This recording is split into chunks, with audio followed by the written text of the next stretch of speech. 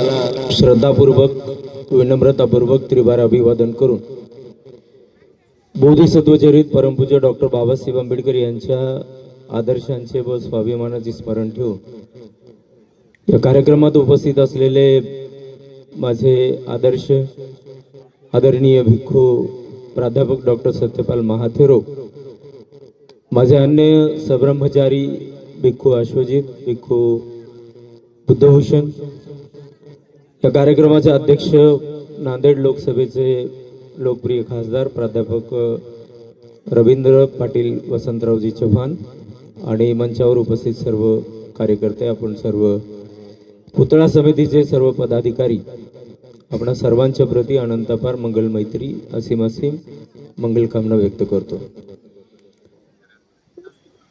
आज पाळज तालुका भोकर या ठिकाणी डॉक्टर बाबासाहेब आंबेडकरांच्या पूर्णाकृती पुतळ्याचं जे अनावरण आपण या ठिकाणी केलंय, फार वेळ असं बोलण्यासारखं आता वातावरण नाही, आपण असं म्हणूया, नाहीतर 3-4 तास पर्यंत बोललं तरी कमी पडेल।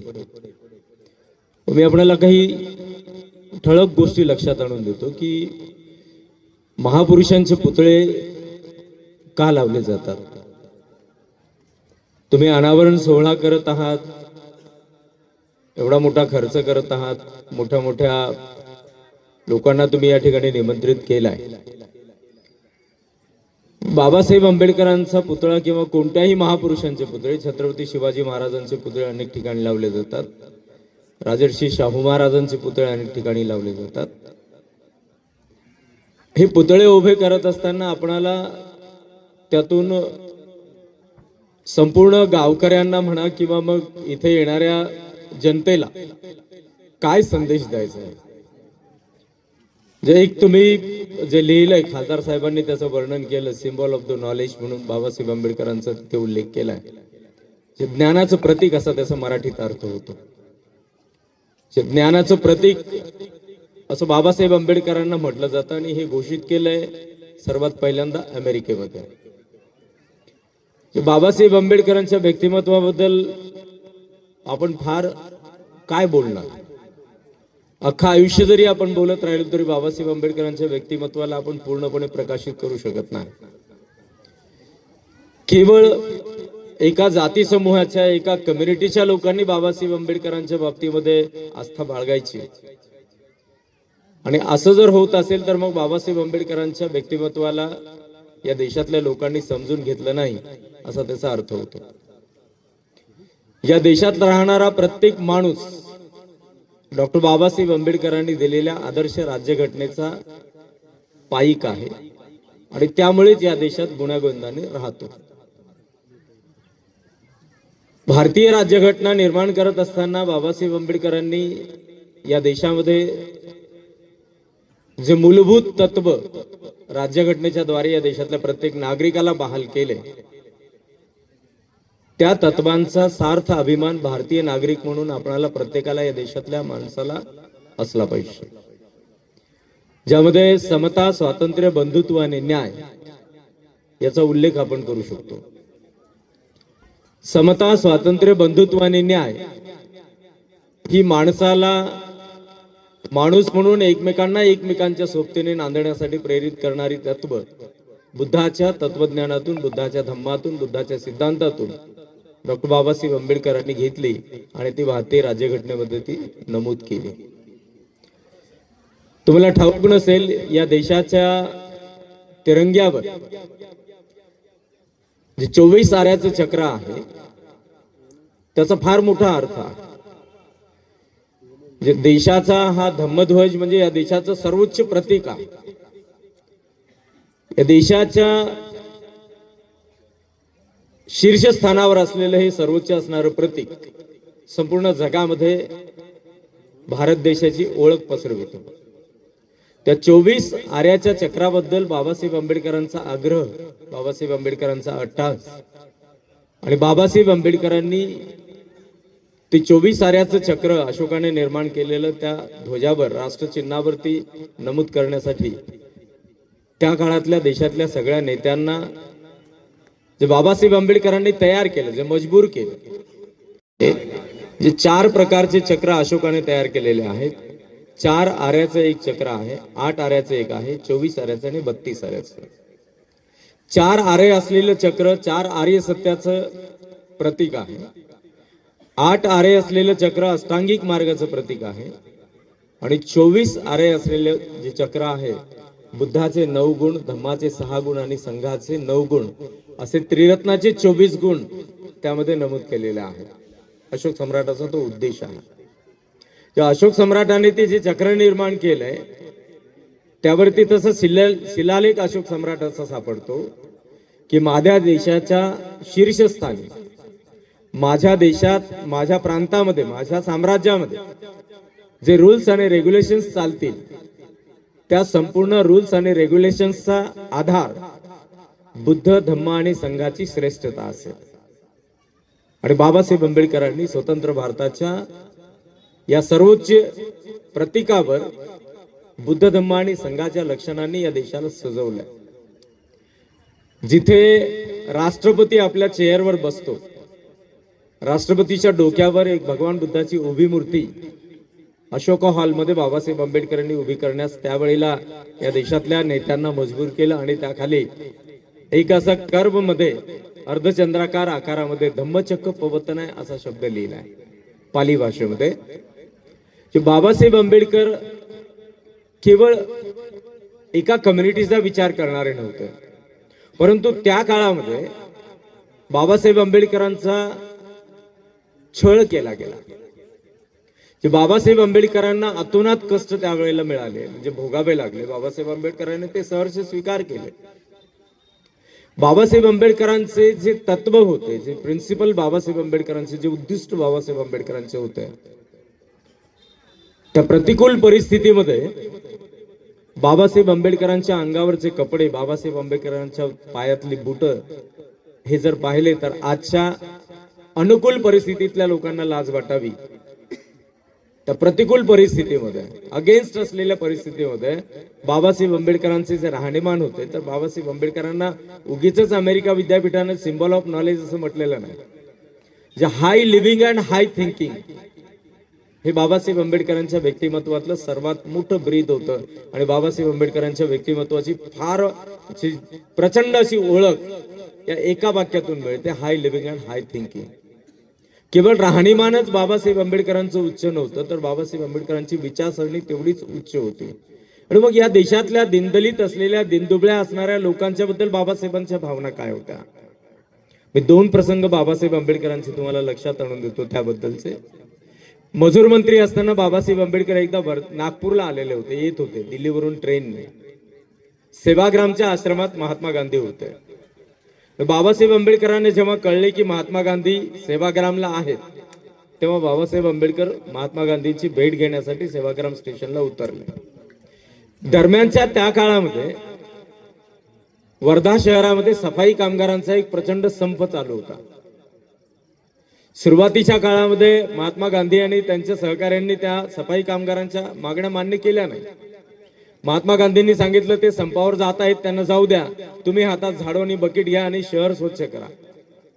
4-6 दिवस तिथल्या शहरातल्या कार्यकर्त्यांनी ते करून पाहिलं, पण त्यांना ते शक्य झालं नाही आणि वर्धा शहर उकिरड्यापेक्षाही घाण झालं. त्याच दरम्यान बाबासाहेब आंबेडकर दिल्लीवरून नागपूरला येत असताना सेवाग्रामला उतरले. तर सेवाग्राम स्टेशनला बाबासाहेब आंबेडकरांना भेटण्यासाठी सफाई कामगारांचे नेते आले होते. म्हणजे बाबासाहेब आंबेडकरांच्या व्यक्तिमत्वामध्ये काय गुणवत्ता आहे जी आज आपल्याला आपल्यामध्ये रुजवता येईल का हे लक्षात घेता यावं म्हणून मी तुम्हाला उदाहरण सांगतो. आणि मग बाबासाहेब आंबेडकरांना ज्या वेळेला ते सेवाग्रामच्या स्टेशनला सफाई कामगारांचे नेते भेटण्यासाठी आले आणि त्यांनी बाबासाहेबांना त्यांच्या मागण्या सांगितल्या आणि कामगार मंत्री, देशाचे कामगार मंत्री बाबासाहेब आंबेडकर स्टेशनवरच बाबासाहेब आंबेडकरांनी त्या सफाई कामगारांच्या मागण्या सगळ्या मान्य केल्या. सेवाग्राम स्टेशन पासून सेवाग्राम आश्रमापर्यंत बाबासाहेब आंबेडकर जाण्याच्या आधीच कोणीतरी महात्मा गांधींना सांगितलं की डॉक्टर बाबासाहेब आंबेडकरांनी सफाई कामगारांच्या मागण्या मान्य केल्या. बाबासाहेब आंबेडकर भेटण्यासाठी गेले त्यावेळेला महात्मा गांधींनी बाबासाहेबांना असं म्हणून दाखवलं की डॉक्टर आंबेडकर तुम्ही चुकलात. मी इथे असताना मला न विचारता वर्धा शहरातल्या लोकांच्या या सफाई कामगारांच्या मागण्या तुम्ही मान्य केल्यात, मीच यांचा उद्धार करू शकतो. त्यावेळेला बाबासाहेब आंबेडकर म्हणजे एकटे बाबासाहेब आंबेडकर अख्ख्या देशामध्ये एकटे पडलेले होते आणि संपूर्ण देश आणि देशाचे सर्व नेतृत्व, सर्व बाजूनी सर्व लोक एका बाजूला होते. महात्मा गांधींना बाबासाहेब आंबेडकरांनी उत्तर दिलं की मिस्टर गांधी, तुम्ही दाई समान आहात आणि मी आई समान आहे. आईची भूमिका आणि दाईची भूमिका यामध्ये जे अंतर आहे किंवा जो फरक आहे, जो अर्थ आहे, तो तुम्ही समजून घ्या आणि त्यांच्या मागण्या मान्य करणे हे या देशाची कर्तव्य आहे आणि मी माझे कर्तव्य म्हणून त्या मागण्या मान्य केल्या. गांधींच्या सोबत बाबासाहेब आंबेडकरांचे तात्विक वाद होते, प्रचंड वाद होते. पण गांधींचा जेव्हा खून झाला त्यावेळेला बाबासाहेब आंबेडकर एवढ्या मोठ्याने अंबरडा फोडून रडले आणि गांधींच्या येवल्यामध्ये केली. बाबासाहेब आंबेडकरांचं कोणतंही कार्य योजनाबद्ध असायचं. जी एवढी योजना या देशातल्या कुठल्याही माणसाच्या डोक्यामध्ये नसेल. धर्मांतराची घोषणा केली आणि धर्मांतर यशस्वी कसं होईल, या देशातला पददलित माणूस समता भावनेने, समानतेने या देशामध्ये प्रत्येक माणसाच्या शेजारी बसून कसा नांदेल, त्यासाठी बाबासाहेब आंबेडकरांनी ही घोषणा केली. आणि मग बाबासाहेब आंबेडकरांनी एक प्लॅनिंग केली की या देशात मनुवादाच्या भोवऱ्यात अडकलेल्या चातुर्वर्ण्यातला सर्वात शेवटचा वर्ण जे शूद्र आणि अतिशूद्र, व त्यामध्ये महार, मांग, ढोर, चांभार, माळी, सोळी, कोळी, कुणबा, मराठा, कुणबी, मराठा हे सर्व लोक होते. या सगळ्या लोकांना या देशामध्ये सवर्ण असलेले जे काही ठराविक लोक होते ते समतेने नांदू देत नव्हते, आपल्या बरोबरीला बसू देत नव्हते. बाबासाहेब आंबेडकरांनी धर्मांतराची घोषणा केल्यानंतर या देशातल्या सर्व लोकांना एक फार फार मोठी आणि फार मोठी चिंता वाटली.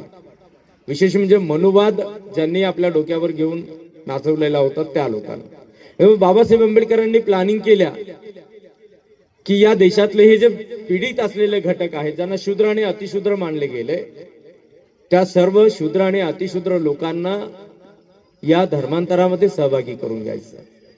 आणि मग बाबासाहेबांनी प्लॅनिंग केल्या की महारांची वेगळी परिषद, मातंगांची वेगळी परिषद, ढोरांची वेगळी, चांबारांची वेगळी, साळ्यांची वेगळी, माळ्यांची वेगळी, कुणब्यांची वेगळी, मराठ्यांची वेगळी, अशा सगळ्या परिषदा बाबासाहेब आंबेडकरांनी आयोजित करण्याचं योजलं.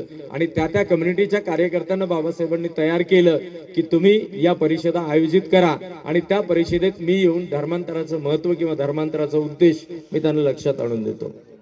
आणि मग बाबासाहेब आंबेडकरांच्या आयडियानुसार मुंबईमध्ये सर्वात पहिल्यांदा एक मुंबई इलाखा महार परिषद भरविण्यात आली. आणि बाबासाहेब आंबेडकरांची परिषद यशस्वी झाली. धर्मांतर किती प्रचंड प्रमाणात होईल आणि या देशात असलेला हा मनुवाद कसा संपुष्टात येईल हे सवर्णांच्या लक्षात आलं. आणि सवर्णांनी बाबासाहेब आंबेडकरांच्या धर्मांतराला विरोध करण्याच्या हेतूने त्या काळातल्या नेत्यांनी अन्य असलेल्या, महाराच्या अतिरिक्त असलेल्या ज्या शूद्र आणि अतिशूद्र असलेल्या कम्युनिटी होत्या, ज्या जाती होत्या, त्या जातीच्या लोकांना भडकावलं की डॉक्टर आंबेडकर केवळ महारांनाच घेऊन धर्मांतर करणार आहेत आणि ते तुमचा विचार करत नाहीत. आणि त्यामुळे त्या काळामध्ये बाबासाहेब आंबेडकरांच्या या धर्मांतराच्या चळवळीपासून हे जे शूद्र आणि अतिशूद्र मानले गेलेले मातंग, ढोर, चांबार, साळी, कोळी, माळी, मराठा, कुणबी, शूद्र आणि अतिशूद्र असलेले हे जे लोक होते ते बाबासाहेबांच्या पासून दूर गेले. बाबासाहेबांनी त्याची पर्वा केली नाही. बाबासाहेब आंबेडकरांना या देशामध्ये समता हवी होती. त्याचं कारण काय होतं तर बाबासाहेब आंबेडकर जेव्हा उच्च शिक्षणासाठी परदेशात गेलेले होते त्यावेळेला बाबासाहेब आंबेडकर महार कम्युनिटीमध्ये जन्माला आलेले होते. पण इंग्लंडमध्ये आणि अमेरिकेमध्ये शिक्षण घेण्यासाठी गेलेले असताना त्या ठिकाणी कुठल्याही प्रकारचा जातीभेद, कुठल्याही प्रकारची अशी म्हणजे हीनता बाबासाहेब आंबेडकरांना दिसून आलेली नव्हती. आणि मग पाश्चिमात्य राष्ट्रांच्या मध्ये, इंग्लंडमध्ये किंवा अमेरिकेमध्ये माणसं एकमेकांच्या मांडीला मांडी लावून जगतात आणि राहतात, तर मग माझ्या देशामध्ये का नसावेत. बाबासाहेब आंबेडकरांना जी तळमळ होती ती या देशाच्या प्रति तळमळ होती, एका जातीच्या प्रति तळमळ नव्हती.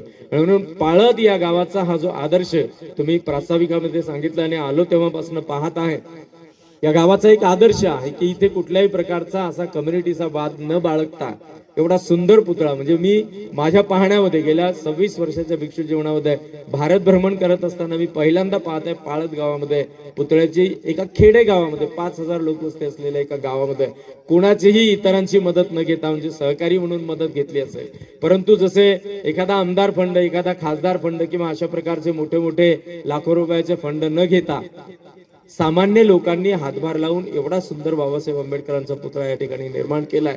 तर बाबासाहेब आंबेडकरांचे असणारे जे तत्व आहेत, जे प्रिन्सिपल बाबासाहेब आंबेडकरांचे जे उद्दिष्ट होते, विद्यार्थ्यांच्या बाबतीमध्ये बाबासाहेब आंबेडकर काय सांगायचे? बाबासाहेब आंबेडकर अगदी दिलखुलासपणे आणि स्पष्टपणे विवरण करायचे. एका विद्यार्थी परिषदेमध्ये बाबासाहेबांना एका विद्यार्थ्याने विचारलं की बाबासाहेब, एवढ्या कमी वयात तुम्ही एवढं उच्च शिक्षण कसं मिळवू शकता? त्या विद्यार्थ्यांना संबोधित करताना बाबासाहेब आंबेडकर म्हणाले की विद्यार्थी मित्रांनो, गरोदर असलेल्या ब्राह्मण स्त्रीप्रमाणे तुम्ही विचार केला पाहिजे. बाबासाहेब म्हणाले, गरोदर असलेल्या ब्राह्मण स्त्रीप्रमाणे तुम्ही विचार केला पाहिजे. मग काय सांगायचं होतं बाबासाहेबांना? बाबासाहेबांनी एका कम्युनिटीच्या विद्यार्थ्यांनाही सांगितलं नाही. तो बाबासाहेब आंबेडकर म्हणाले की एखादी ब्राह्मण स्त्री जेव्हा गरोदर असते, गर्भधारणा झाल्यापासून प्रसूतीपर्यंत सुप्रीम कोर्टाकडे पाहते आणि सतत मनामध्ये एक भावना बाळगते की माझ्या गर्भातलं बाळ जन्माला येईल तर मी त्याला सुप्रीम कोर्टात पाठवेल. आणि ती ब्राह्मण स्त्री ज्या अपत्याला जन्माला घालते त्या अपत्याला सुप्रीम कोर्टात पाठवेपर्यंत शांत बसत नाही आणि ती खरोखरीच त्याला सुप्रीम कोर्टात पाठवते. पुढे बाबासाहेब आंबेडकर म्हणाले, विद्यार्थी मित्रांनो, मागासवर्गीयांची स्त्री या देशामध्ये गर्भवती असते, गर्भधारणा करते, तेव्हापासून प्रसूतीपर्यंत सतत 9 महिने एक भावना बाळगते की माझ्या गर्भातलं बाळ जन्माला येईल तर ते म्युन्सिपाल्टीमध्ये झाडू मारण्याचं तरी कामी लागलं पाहिजे. बाबासाहेब म्हणाले, विद्यार्थी मित्रांनो, हा हीन विचार तुमच्या डोक्यामध्ये येऊ देऊ नका. म्हणजे तुम्ही त्या तुलनेमध्ये जेव्हा बसाल त्यावेळेला या देशातला विषमतावाद हा नष्ट होईल.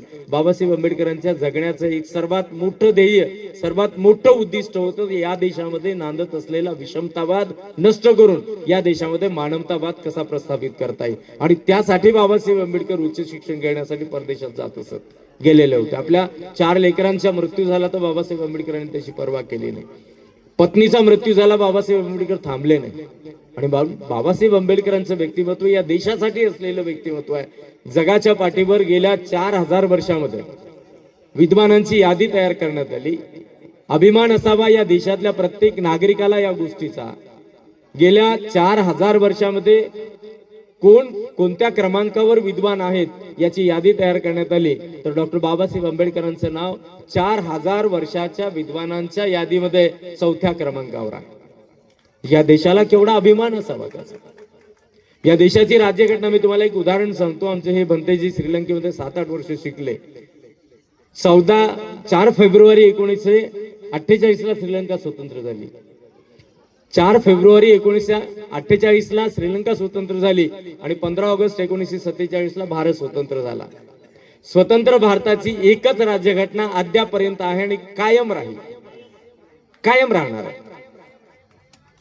ती कायम राहणारच आहे. कोणी कितीही प्रयत्न केले तरी ती राज्यघटना कोणी बदलवू शकत नाही.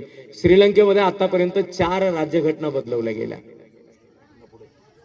म्हणजे या राज्यघटनेमध्ये असलेली ताकद केवढी प्रचंड आहे. तुम्हाला ठाऊक असेल, जगातले सर्वात मोठे लोकशाहीवादी देश भारतीय राज्यघटनेमधले जे मुद्दे आहेत, जे भारतीय राज्यघटनेमध्ये ज्या कलम आहेत ते त्यांना मार्गदर्शक म्हणून ठरवितात.